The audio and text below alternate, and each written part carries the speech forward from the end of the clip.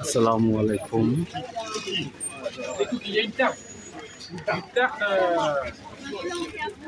প্যারিসের রাস্তা দিয়ে হাঁটছি, এটা গলি দিয়ে। চমৎকার, সুন্দর, মানুষ সবাই খাচ্ছে, অনেক ভিড়। আমি একটু আগে খেয়েছি এরকম একটা শপ থেকে। কি খেয়েছি জানি না, টুনা ফিশ ছিল, কারণ ওখানে পর্ক ছিল বেসিক্যালি। তো আমি তো আর পর্ক খেতে পারি না, তো বললাম যে চিকেন আছে কিনা, বললো যে না চিকেন না। তো একজন বলল যে এটা টুনা ফিশ, অনলি ফিশের, তো বার্গার ক্যাটাগরির। তো আমি বললাম ঠিক আছে, তাহলে আমাকে টুনাটাই দাও। তো আমাকে টুনা বার্গার দিল, বিশাল একটা বার্গার, ভেতরে কি কি ছিল আল্লাহই জানে। তো মনে হয়েছে যে মানে পর্ক জাতীয় কিছু ছিল না, মানে মিট জাতীয় কিছু ছিল না। তো খেলাম আর কি বিসমিল্লাহ বলে। তো অনেক টেস্টি ছিল ভাই। আমি যখন বাংলাদেশে বার্গার খেয়েছি,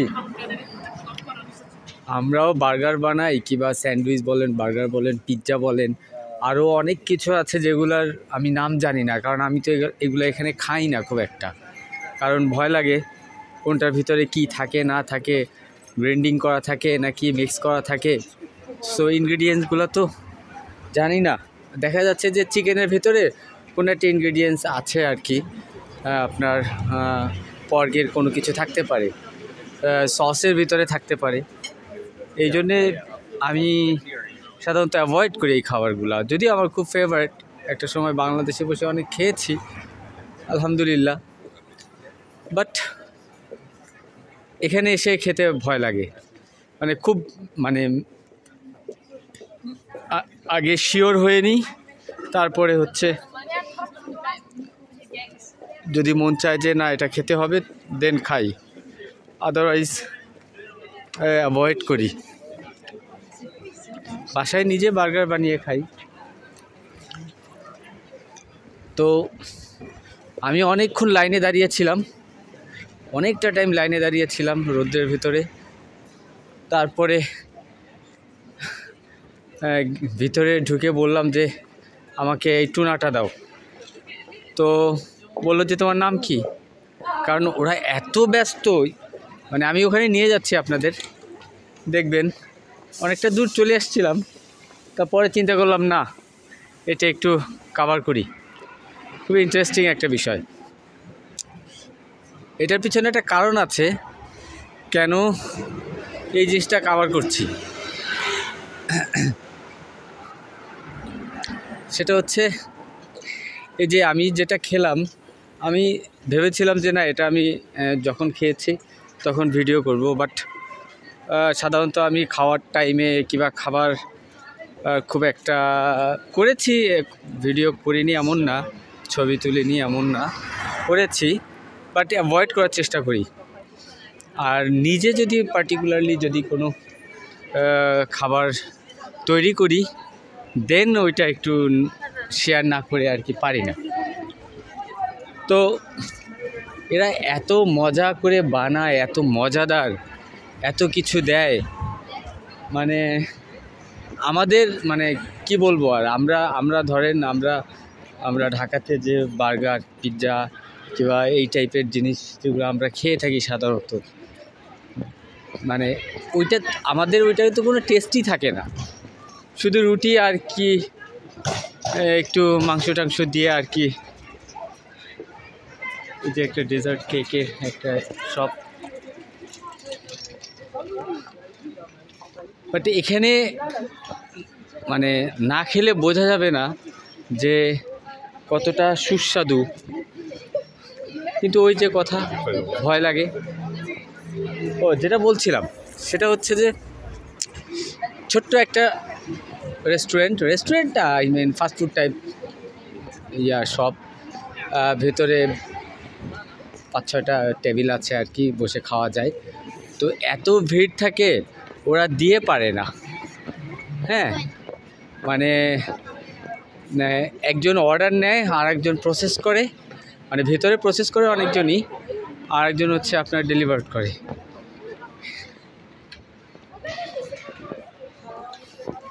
তো আমাকে বললো যে তোমার নাম কি, যে এরা খেয়েছিল আমার সাথে। আমি বললাম বাপি। তো বললো কি পাপি? আমি বললাম না, BAPI, বাপি। পরে আমাকে যখন কল করলো বাপি, তখন আমি নিলাম। ভাগ্যিস ওটা আরেকজনের ছিল এবং ওটা পর্ক ছিল ডেফিনেটলি। তো আমি কেবল খুলেছি খাবো, এর ভিতরে বললো যে এটা না, এটা না, তোমারটা হচ্ছে এইটা। পরে আমি বললাম আল্লাহ বাঁচাইছে, নাহলে তো আজকে পর্কই খেয়ে ফেলতাম। আল্লাহ মাফ করুক। এই যে এখানে খেয়েছি, প্রচণ্ড রকম ভিড়, ভিতরে প্রচুর মানুষ, দাঁড়ানো যাচ্ছিল না। তো আমি কেন এটা কভার করছি, আর একটু ক্লান্ত লাগতেছে, কারণ হচ্ছে যে আমি সরি, কারণ হচ্ছে যে আমি হচ্ছে শীত প্রধান দেশের লোক, শীতের দেশ থেকে এসছি। প্যারিস আমার কাছে প্রচণ্ড রকমের হট মনে হচ্ছে, প্রচণ্ড রকম। মানে যদিও এখানে টেম্পারেচার কত এখন 11-12, বাট আমার কাছে খুবই গরম লাগছে।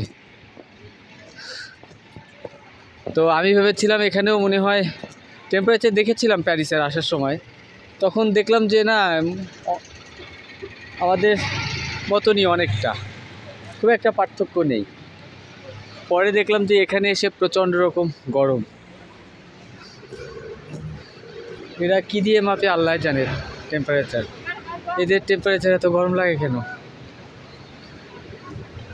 যাই হোক, যেটা বলছিলাম সেটা হচ্ছে যে দেখেন, বিলিভ ইট অর নট, এই যে সুন্দর করে সাজানো গোছানো ছোট্ট একটা শপ, হ্যাঁ, কিন্তু এরা বিজনেসটা কিভাবে করছে দেখেন। মানে মানে আমি যেটা খেয়েছি, আমি জাস্ট একটু আপনাদের বিজনেসের কথা যেহেতু বললাম, আমি যেটা খেয়েছি সেটার দাম ছিল হচ্ছে 6.9 ইউরো, মানে ধরেন 7 টাকা, 6 টাকা 90 পয়সা।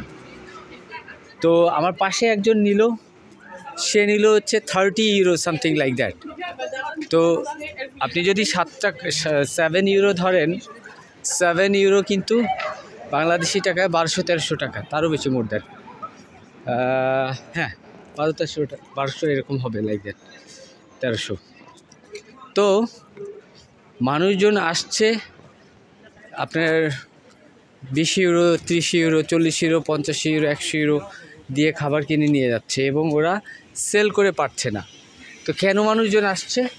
একটা হচ্ছে যে টেস্টি। তো টেস্টিটা কিভাবে হলো? এরা যে বিজনেসটাই করে, এদের কাজের প্রতি এরা এত ডেডিকেটেড, এদের যে ডেডিকেশন, এটা আপনারা বুঝবেন না। কেন বুঝবেন না? আমি যখন খাচ্ছিলাম, আমি যখন অর্ডার করছিলাম, ভেতরে আমি গরমে দাঁড়াতে পারছিলাম না, তখন আমি রিয়ালাইজ করলাম যে এদের কাজের উপরে এদের ডেডিকেশনটা কীরকম। কারণ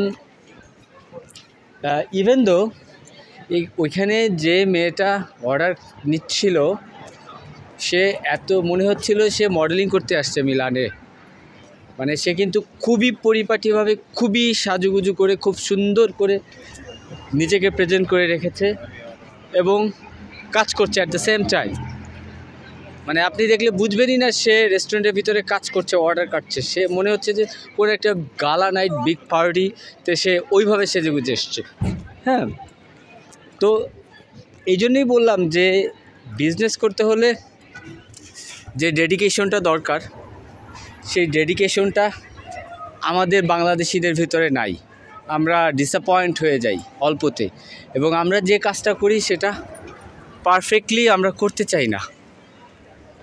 এরা যে কাজটাই দেখেন, আমরা কল্পনা করতে পারি ঢাকাতে এরকম রেস্টুরেন্টে আমি অর্ডার কাটবো, মানে আমরা তো কল্পনাই করতে পারি না। কিন্তু দেখেন এখানে যে লোকগুলা কাজ করছে, তাদের কাছে আমরা যারা ঢাকাতে 5 স্টার হোটেলে যে আমরা খাওয়া দাওয়া করি কিংবা খুব জমকালো লাইফ লিড করি বাংলাদেশে, আমরা এই যারা হোটেলে এরা কাজ করে এদের কাছে নাথিং, কিছুই না ট্রুলি। কারণ কি জানেন, এরা তো নিজেদের কাজটাকে ছোটো মনে করছেই না, ইভেন এখান থেকে এরা যে মানিটা জেনারেট করছে সেটা কিন্তু নিতান্তই কম না। আপনি মনে করবেন না যে রেস্টুরেন্টে কাজ করে কত টাকাই বা ইনকাম করবে। মজার ব্যাপার কি জানেন, পশ্চিমে ইউরোপ আমেরিকাতে অনেক বড় বড় মানে হোয়াইট কলার জবের থেকে আপনার ব্লু কলার জবে টাকা বেশি, ট্রুলি। সো দেখেন, প্রফিটটা চিন্তা করেন, আপনি একটা জব করলে কত টাকা পাবেন মাসে, কত টাকাই বা পাবেন, কত টাকা স্যালারি দিবে, এবং আপনার কত জবাবদিহিতা থাকবে, অনেক রেসপন্সিবিলিটিস থাকবে। বাট এই কাজগুলো অনেক ডিফিকাল্ট, অনেক হার্ড ওয়ার্কিং। রেস্টুরেন্টে যারা কাজটা করে এরা দেখেন, এরা যে পরিমাণে সেল করলো, আমি তো চিন্তা করলাম মানে 1 ঘন্টার ভিতরে এদের যে মানে রেভিনিউটা হলো সেটা আমি মনে হয় না হিসাব করে পারবো। তো দেখেন, তো এখান থেকে কিন্তু এরা একটা মোটা অঙ্কের টাকা জেনারেট করতেছে। হ্যাঁ, তাহলে এর বিনিময়ে এখানে যারা কাজ করছে তাদের যে আওয়ারলি পেমেন্ট সেটাও কিন্তু নিতান্তই কম না। সেটা যদি আপনি হোয়াইট কলার জবের সাথে কম্পেয়ার করেন খুব একটা পার্থক্য থাকবে না। ইভেন কোনো ক্ষেত্রে হোয়াইট কলার জবের থেকে এই ধরনের ব্লু কলার জবে টাকা বেশি। কেন টাকা বেশি? এই জন্যে টাকা বেশি। Hello Hello. Hello Hello. How do you say hello? Hello Hello. Yeah it's Bangla. Bonjour. What is Bangla? Bangla? Mm-hmm. You heard about the Bangladesh? Oh yes, Bangladesh. Yeah. Bangladesh? You don't know Bangladesh? Yes, I know, but I don't talk. Bangladesh, Sakib Al Hasan, you know Sakib Al Hasan? No cricket? No. You don't watch No hablas, cricket? no hablas Bangladesh. No, you don't watch Pero No cricket? hablas. Parle espagnol, là? Ah si, espagnol si. Oui, merci, mais pourquoi tu me fais faire espagnol? You don't watch cricket? No, I don't speak it. You don't watch cricket? No. Only football. Mbappe? No. Mbappe? Il a des vidéos de toi qui font ça. Paris Saint-Germain? Yeah. Oh, that's good. Yes. It's very, very good. It's good. No, Yeah. il a dit good. You are all of school going? I don't speak English. Huh? My English is very You are going to school? Are you going to school? My English, oh, it's very beautiful, my English. Guten Tag. They are all of kids, right? Mais, Kids. Smerlish. No English. No, yes, English. Okay. comment, That's comment good. dis-tu? So enjoy your meal. Okay. thank you. Okay. Bye. Take you care. Are, you So are? know about Bangladesh. Yes, no, Bangladesh. Okay. Bangladesh is a very good country, Ah, we right? know. If Yes, you I go know to in Bangladesh. future, if We you go call to you. Bangladesh, then you will see Ah, nice. lots of people Mm-hmm. on street, Respire, Emile. and the people are so much cordial. Mm. Okay. Do you So like you need to India? know about Bangladesh because of you are a student. When I was a student, still I am a student, then I knew about the France. I knew about the Europe. I knew about the America. Right? So you need to know About Bangladesh. You need to know about other countries, not only France. Si, Okay. si on l'accepte I pas appreciate comme il that. est, si on l'accepte Okay. pas comme il est, bah, Bye bye. on Take care. l'accepte comme il est, mais Have a good day. faut pas le prendre mal. Faut rester comme on est. যে বাচ্চাদের সাথে একটু কথা বললাম, আমি না মানে কথা বলতে পারছিলাম, আমি খুব হাঁপায়ে গেছি, আমি খুব এরকম কষ্ট করতে পারি না। Bye bye, take care. Au revoir. So concentrate on your study, okay? Ouais, le poulet. Yeah, thank you very much. I had. Bye, take care. তো যেটা বলছিলাম, মানে কথা বলতে পারছিলাম না, মুখে গলা শুকিয়ে গেছে। আমি বেশি হাঁটতে পারি না, এরকম হেঁটে হেঁটে কথা বলা। ও যেটা বলছিলাম, আই এম সরি, সেটা হচ্ছে এই যে বিজনেসটা এরা যেভাবে করছে, হ্যাঁ, তো দিন শেষে কিন্তু মোটা অঙ্কের একটা টাকা এরা পাচ্ছে এবং সেই টাকা দিয়ে কিন্তু এদের লাইফ কিন্তু খুব ভালোভাবেই এরা লিড করতে পারতেছে। হ্যাঁ, তো এখানে মনে করার কোনো অবকাশ নাই যে রেস্টুরেন্টে কাজ করে বিধায় এদের পারচেজিং পাওয়ার অনেক কম, লাইক দ্যাট না, এদের পারচেজিং পাওয়ার কম না। এরা যে টাকা আর্ন করে, যে প্রফেশনেই যে টাকা আর্ন করে, মানে which is more sufficient to lead a life, to lead a single life at least. তো এই জন্যে বললাম যে test, what is the meaning of actual test of foods, right? We don't know actually. আমরা এগুলো কিছুই জানি না, আমরা শুধু জানি আন্দোলন। হ্যাঁ, এর বাইরে আমরা অনেস্টলি আমরা কিছুই জানি না, আমরা শুধু আন্দোলন জানি। আমরা বাংলাদেশিরা, কারণ আমি নিজেও তো বাংলাদেশি, আর কারণ কথাগুলো বললে তো আমার নিজের গায়ে লাগে, কষ্ট হয়। আমি কেন কথাগুলো বলছি? একটা কষ্টের জায়গা থেকে কথাগুলো বলছি। কারণ ফর এক্সাম্পল ধরেন আপনি কিংবা আমি আমার নিজেকে দিয়ে এক্সাম্পলটা দিই। ধরেন আমি খারাপ অবস্থায় আছি, তো এই খারাপ অবস্থায় থাকার জন্যে কি সম্পূর্ণভাবে আমি দায়ী?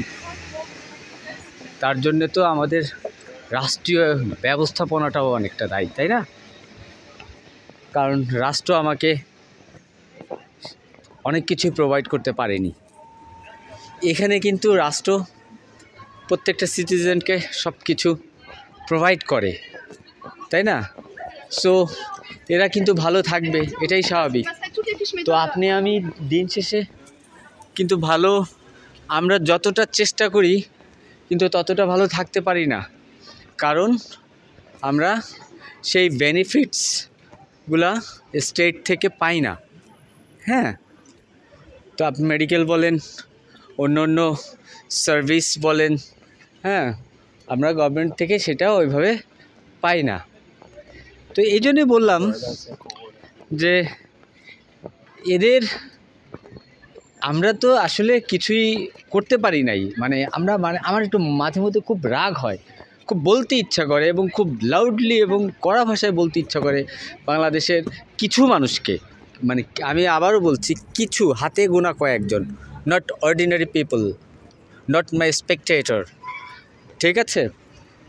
কিছু মানুষদের আমার খুব লাউডলি এবং খুব বিশ্রীভাবেই বলতে ইচ্ছা করে, যদিও আমার বিশ্রীটা অনেকের কাছেই সেটা খুবই নর্মাল মনে হবে কিংবা খুবই বেটার কোয়ালিটি মনে হবে, কারণ আমি বিশ্রী বললেও কতটুকু বিশ্রী বলতে পারবো সেটা আমি ভালো করেই জানি। তো এদের বলা উচিত, এবং এদের কাদের বলা উচিত, কাদের সম্বন্ধে আমি বলছি সেটা আপনারা বুঝতেই পারছেন কাদেরকে আমি মিন করে কথাটা বলছি। সো গুটি কয়েক লোক আমরা শুধু এই বক্তৃতাই দিতে পারি। দেখেন, আমি কিন্তু বক্তৃতা দিতে পারি না, কথাই বলতে পারি না, আমার এই স্কিলটা নাই, আমি কথা বলতে পারি না। হ্যাঁ, আমি পারি, একটা সময় কথা বলতে পারি, যখন আমি কাউকে কোনো টিচিং রিলেটেড কোনো ইস্যু কিংবা লেসন রিলেটেড, তখন আমি খুব কথা বলতে পারি। কারণ এটা আমার সাথে হয়তো বা, যাই হোক, এটা বাদ দিয়ে আমি অন্য যে কথায় ছিলাম আর কি। তো আমি এই যে কীভাবে ভিডিও মেক করতে হয়, কীভাবে ভয়েস দিতে হয়, কীভাবে কথা বলতে হয়, আমি পারি না। তো আমাদের বাংলাদেশের মানুষজন এই জিনিসগুলো খুবই পারে, কথা বলতে পারে। হ্যাঁ, এবং কথায় কথায় আমরা কিন্তু বলি যে কি বলে, আমি তো এগুলো বুঝিও না খুব একটা, বাঙালি জাতি সংগ্রাম করে বাঁচতে পারে। আরে ভাই, আপনি সংগ্রাম কেন করবেন? আমার প্রশ্ন হচ্ছে, আপনার সংগ্রামের দরকারটা কি? আপনি সংগ্রাম কি ভালো জিনিস? মারামারি, কাটাকাটি, গ্যাঞ্জাম, সংগ্রাম, এটা কি ভালো জিনিস? তাই এটা গর্ব করে বলার কি আছে? বাঙালি জাতি সংগ্রাম করে বাঁচতে জানে। উই আর জাস্ট, কি বলবো, আমাদের আসলে আমাদের মেন্টালিটি কিংবা আমাদের বুদ্ধি শুদ্ধি, কেন কথাগুলো বললাম আমার এই জিনিসগুলা আমি নিতে পারি না ভাই। আমি তো সংগ্রাম করতে চাই না, আমি একটা পিসফুল লাইফ চাই। আমি আমি আমি সোসাইটিতে সিকিউরিটি চাই, আমার কান্ট্রিতে আমি সিকিউরিটি চাই। আমি 3 বেলা ভালো মতো খেতে চাই, আমি ভালো পড়তে চাই, আমি ভালো এডুকেশন নিতে চাই, আমি ভালো সার্ভিস, আমি মেডিকেলস যত রকমের সুবিধা আছে গভর্নমেন্টের পক্ষ থেকে সেগুলো আমি সার্ভিসগুলো নিতে চাই। তো এটা আমি না, আমরা আর কি, আমরা সাধারণ মানুষ আছি, কারণ আমরা তো সাধারণ মানুষ, তাই না? কিন্তু আমি যাদেরকে নিয়ে কথা বলছি তারা তো অসাধারণ। আমি এই গুটি কয়েক অসাধারণের মানুষদের কথাই বলছি। তো ভাই আমাদের সংগ্রাম করার দরকারটা কি ভাই? সংগ্রাম করে কি হবে? আর যখন আমরা কথা বলি এত লাউডলি, এত বিশ্রীভাবে কথা বলি, একটা খাবার বানাতে পারি না, টেস্টি খাবার বানাতে পারি না। হ্যাঁ, বাঙালি বলে বীরের জাতি ভাই। কি মানে আমরা, এটাই তো চরম বাস্তবতা ভাই। পৃথিবীতে যা কিছু সৃষ্টি আমরা কি আবিষ্কার করছি, আমরা কি পারছি? এখন আপনারা বলবেন ভাই আপনি এত বড় বড় কথা বলেন, আপনি কি করছেন?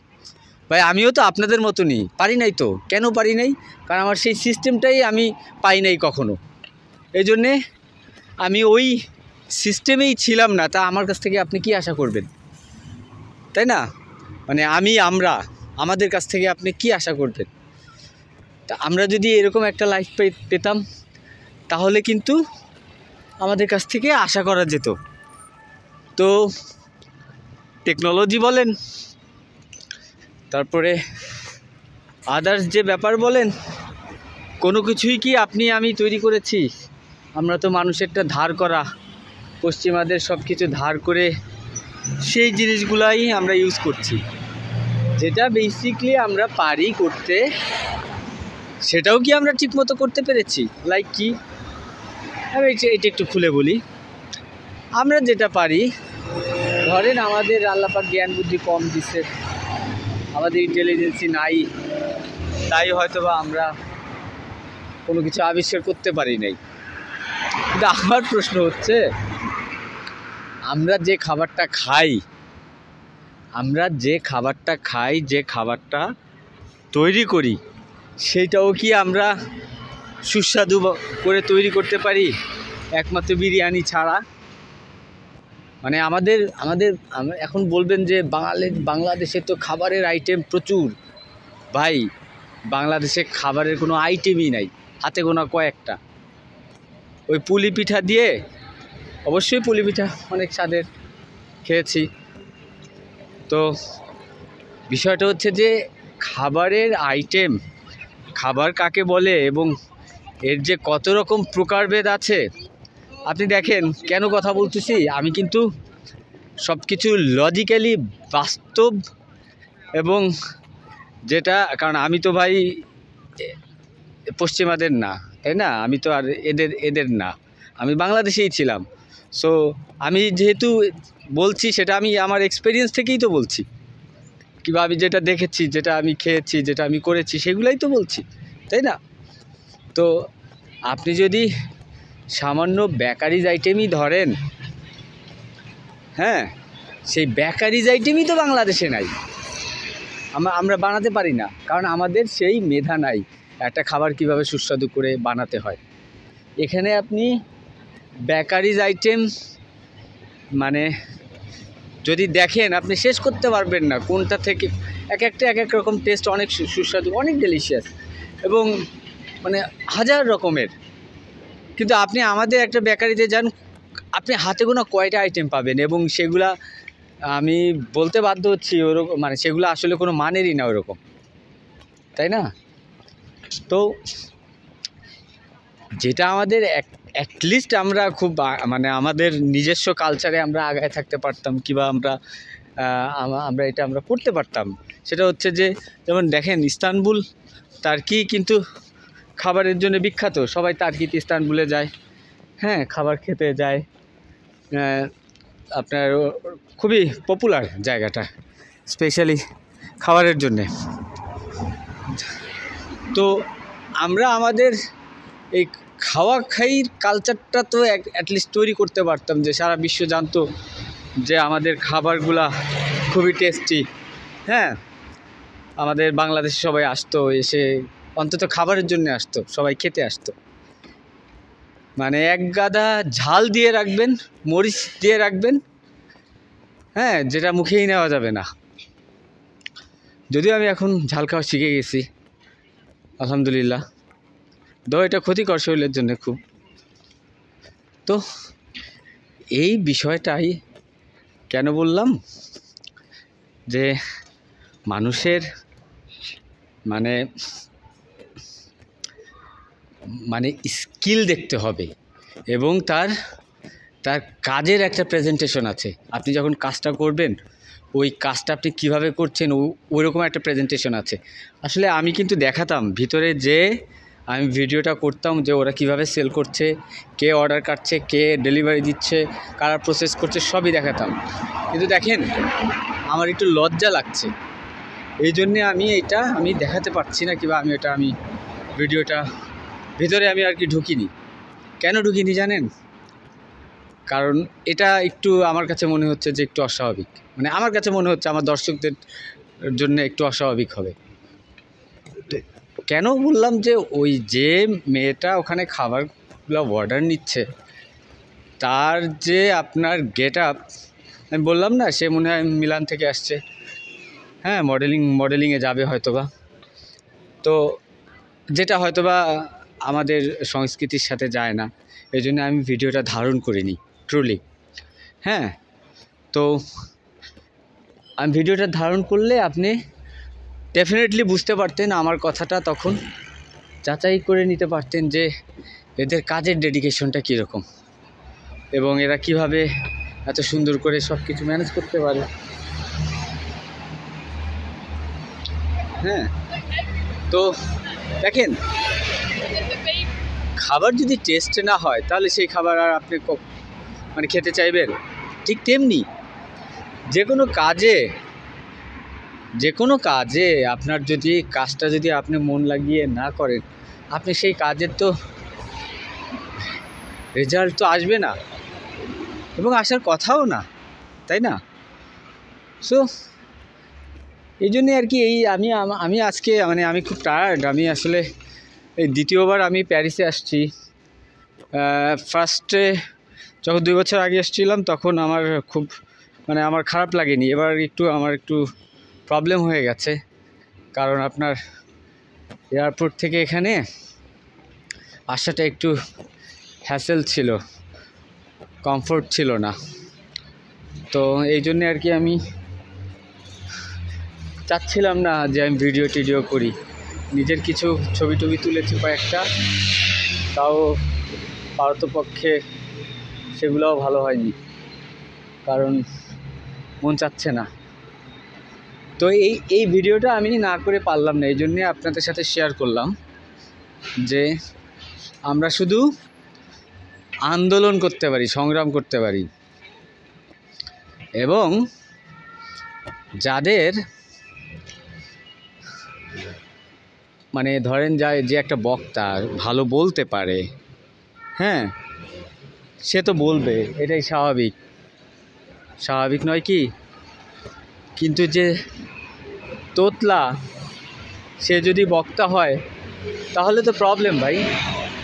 তো বাংলাদেশের বিষয়টা হয়ে গেছে ওরকম আমাদের দেশে।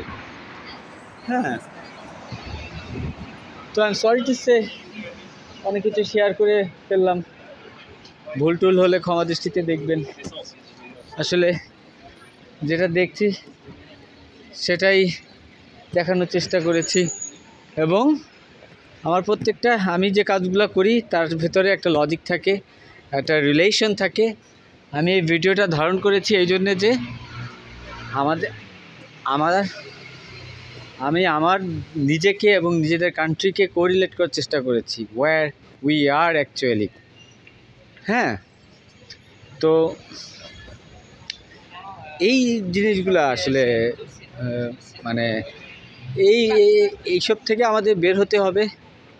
আমাদের এসব থেকে বের হতে না পারলে আমরা আসলে ওই যেভাবে আছি সেরকমই থাকবো, পিছনে পড়ে যাব। হ্যাঁ, তো এটাই হচ্ছে বিষয়।